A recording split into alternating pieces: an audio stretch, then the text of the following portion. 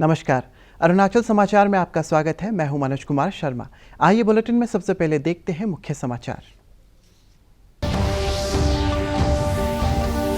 रक्षा मंत्री राजनाथ सिंह ने पूर्वी लद्दाख की कुछ सीमावर्ती चौकियों का किया निरीक्षण। कहा, अगर किसी ने भारत के स्वाभिमान पर चोट पहुंचाए तो उसे दिया जाएगा मुंहतोड़ जवाब।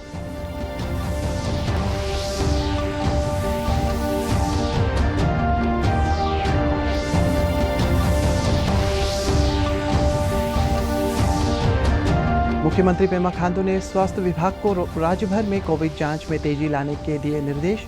वीडियो कॉन्फ्रेंसिंग के माध्यम से राज्य मंत्रिमंडल की बैठक में की कोविड-19 की स्थिति की समीक्षा।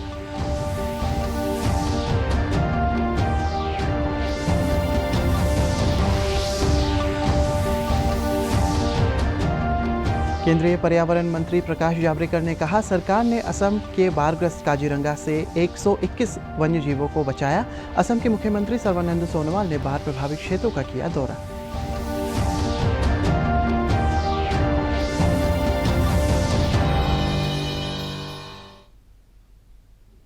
रक्षा मंत्री राजनाथ सिंह ने आज पूर्वी लद्दाख की कुछ सीमावर्ती चौकियों का निरीक्षण किया। आज सुबह लेह पहुंचने पर हवाई अड्डे पर लद्दाख के उपराज्यपाल राधाकृष्ण माथुर और सांसद जाम्यांग शेरिंग नामग्याल ने उनका स्वागत किया। लेह में रक्षा मंत्री ने थिक से रामबीरपुर थल सेना और वायुसेना के बीच संयुक्त अभ्यास प्रदर्शन देखा। इस अवसर पर प्रमुख रक्षा अध्यक्ष जनरल बिपिन रावत, थल सेना अध्यक्ष मनोज नरवणे और थल सेना की उत्तरी कमान के प्रमुख लेफ्टिनेंट जनरल योगेश जोशी भी मौजूद थे।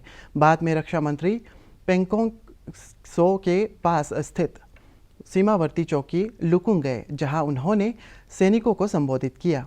हाल के दिनों में भारत और चीन के बीच इस क्षेत्र में विवाद शुरू होने के बाद रक्षा मंत्री का इस क्षेत्र का ये पहला दौरा।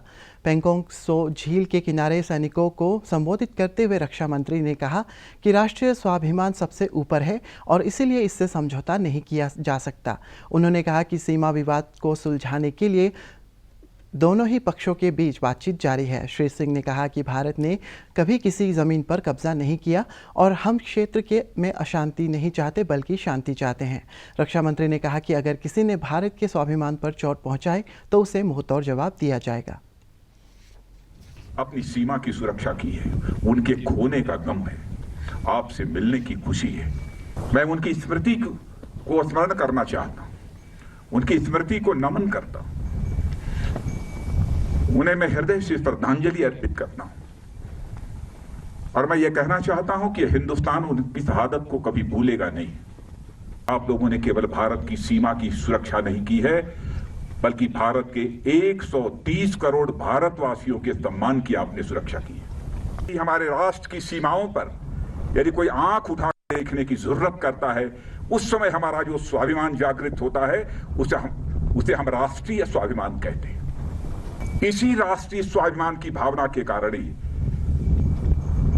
आप अपनी जिंदगी की चिंता नहीं करते हैं, अपना सर्वस्व न्यौछावर कर देने के लिए तैयार हो जाते हैं कि हमने दुनिया के किसी भी देश के स्वाभिमान पर चोट पहुंचाने की कभी कोशिश नहीं की।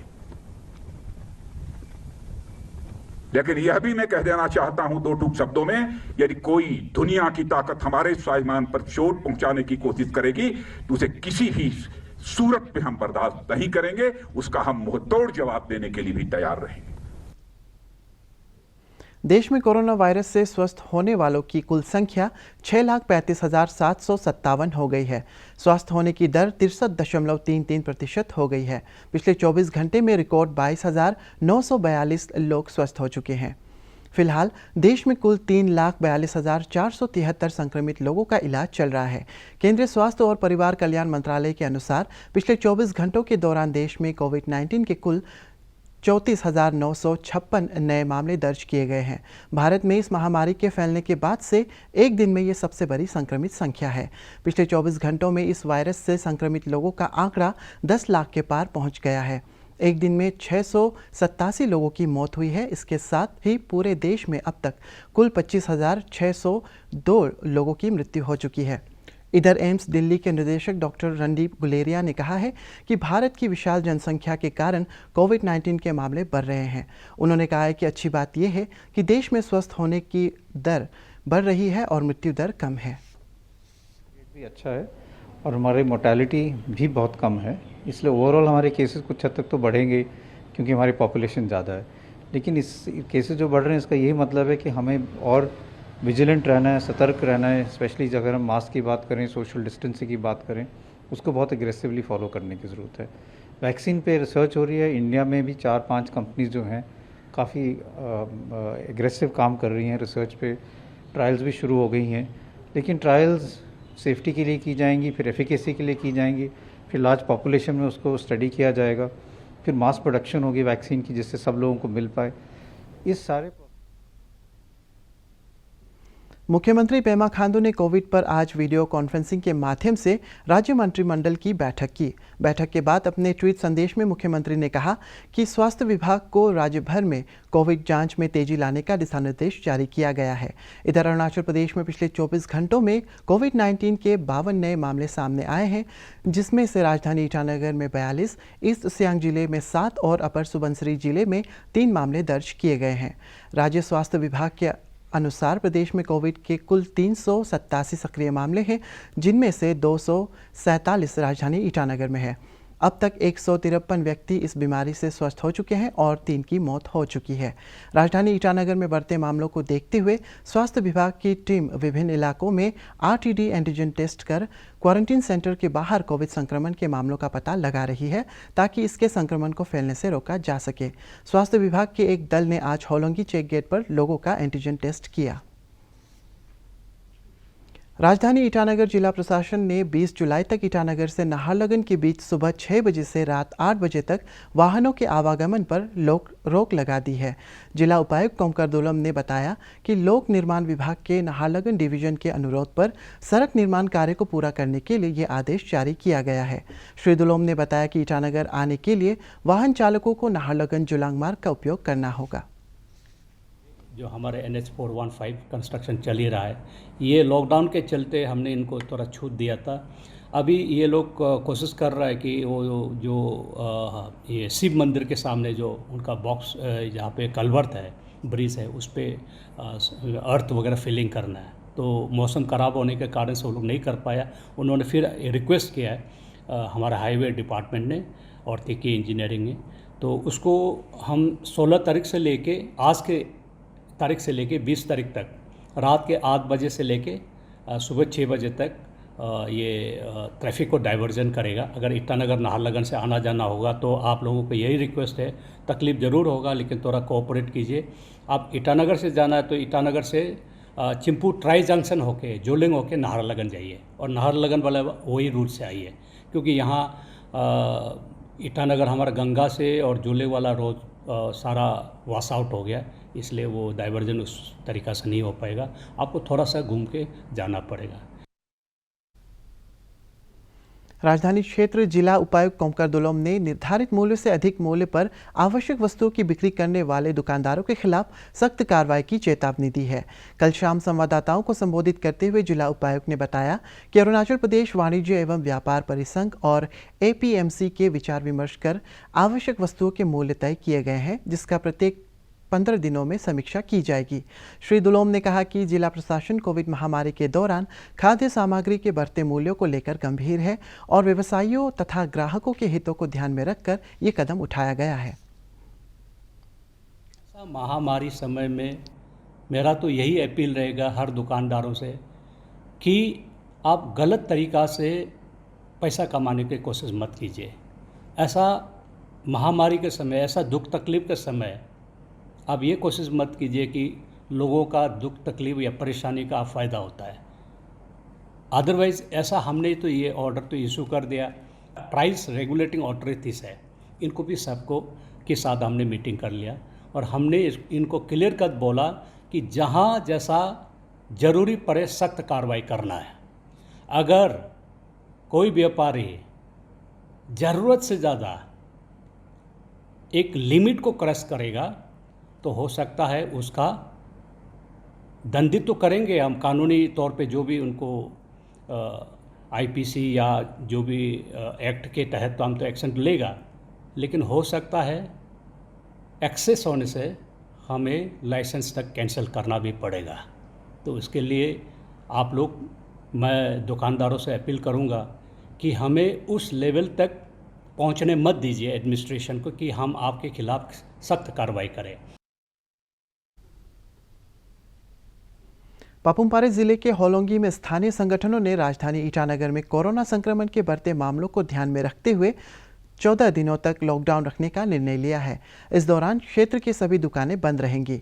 होलोंगी में असम और अरुणाचल दोनों तरफ से बाजारों के अलावा अन्य गतिविधियां ठप रहेंगी। हालांकि स्वास्थ्य और किसी अन्य आपात स्थिति में आने जाने की छूट रहेगी। संगठन के सदस्यों ने कहा है कि क्षेत्र में सभी लोगों ने सर्वसम्मति से जनहित में ये कदम उठाया है। সংক্ৰমণ বাঢ়ি আছে, তাক ব্ৰেকডাউন কৰিবৰ কাৰণে আমি চেষ্টা কৰি আছোঁ।